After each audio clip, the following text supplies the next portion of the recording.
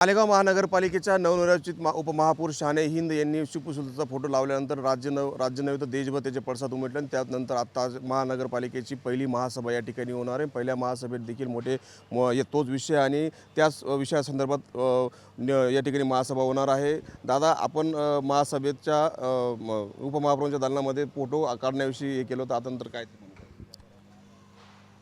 तो फोटो या ठिकाणी प्रशासनाने काढलेला आहे। त्याच्यामुळे मालेगाव शहरात शांतता असावी अशी या मालेगाव शहराच्या नागरिकांची अपेक्षा आहे। कोणी याचं राजकारण करत असेल, पब्लिसिटी स्टंट करत असेल तर ते योग्य नाही आणि प्रशासनाने योग्य ती कारवाई केली नाही, तो फोटो काढलेला आहे।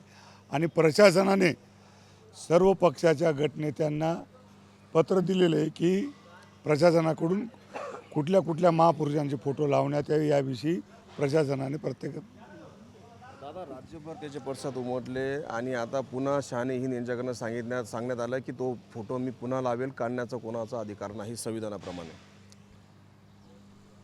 आपला देश डॉक्टर बाबासाहेब आंबेडकरांनी ते संविधान लिहिलेलं आहे आणि जे काही कायदे निर्माण केलेले त्या कायद्यावर चालतो। मला विश्वास आहे कायद्यापेक्षा कोणीही श्रेष्ठ नाही, त्या जरी असं काही म्हणत असतील, परंतु मला प्रशासनावर, महापालिका प्रशासन आणि पोलीस प्रशासनावर विश्वास आहे। त्यांना ते योग्य प्रकारे अशी समज देऊन अशी कारवाई करण्याचे टाळतील। आता जर फोटो लावलाच तर मला विश्वास आहे की त्या जबाबदार या शहराच्या नागरिक आहेत आणि एका उपमहापौर या पदावर त्या बसलेल्या आहेत। सगळ्यात महत्त्वाची गोष्ट, या शहराची शांतता भंग झाली नाही पाहिजे। या शहरात अनेक असे विषय आहेत, प्रदूषणाचा असेल, महापालिकेच्या ज्या काही शाळा असतील त्या पिण्याच्या पाण्याचा विषय असेल, स्वच्छतागृहांचा विषय असेल, त्या विषयावर त्यांनी लक्ष द्यावं। या गोष्टीला थारा देऊन अशी माझी त्यांच्यावर गाजलेला बनावट जन्मदाखला प्रकरण आहे। गेल्या वर्षभरापासून राज्यभर ते प्रकरण देखील गाजतंय। अनेक लोक आता त्या ठिकाणी जेलमध्ये देखील आहेत आणि जवळपास 4पेक्षा जास्त गुन्हे दाखल आहेत आणि आज तो 3000पेक्षा जास्त दाखले जे रद्द करण्यात आले आहेत आणि ते दाखले पुन्हा कायम करण्याचा या ठिकाणी ठराव केला जाणार आहे। काय सांगा?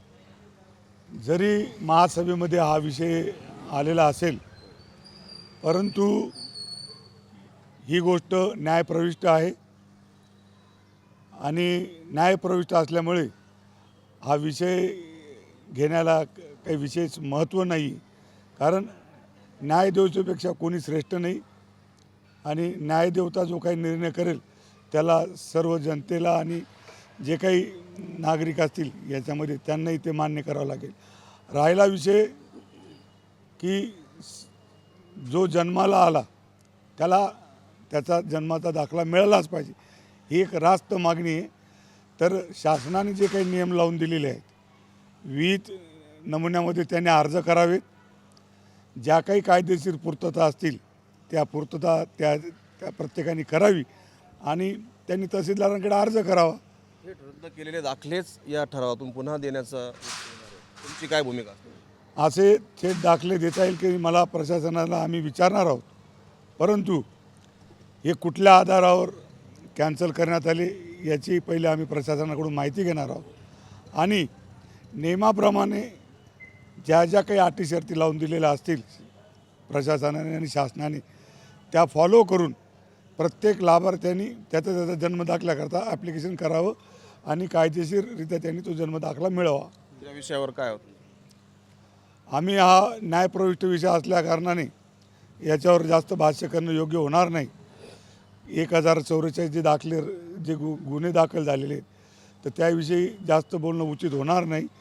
राहिला विषय 3460 जन्मदाखल्यांचा, तर त्यांनी कायदेशीररित्या जो काही प्रोटोकॉल शासनाने दिलेला आहे जन्मदाखले मिळण्यासंदर्भात तो त्यांनी त्याचं अवलोकन करावं आणि महापालिका आणि महसूल विभागाकडे त्यांनी अर्ज करावा. धन्यवाद दादा. आपल्याबरोबर शिवसेनेचे गटनेते निलेश आहेर होते. निलेश आहेरांसह यांच्या पूर्ण शिवसेना शिंदे गटाच्या नगरसेवकांची भूमिका आहे की ज्या पद्धतीने किरीट सोमय्या यांनी रद्द केलेले 3,000पेक्षा जास्त दाखले न्यायप्रविष्ट असल्याने तो हा विषय महासभेत किंवा महापालिकेत मांडण्याचा अधिकार देखील नाही आणि न्यायाच्या बाजूने त्याचा विचार करून निर्णय घेण्यात यावा अशी मागणी या ठिकाणी शिवसेनेच्या नेत्यांकडून करण्यात आलेली आहे.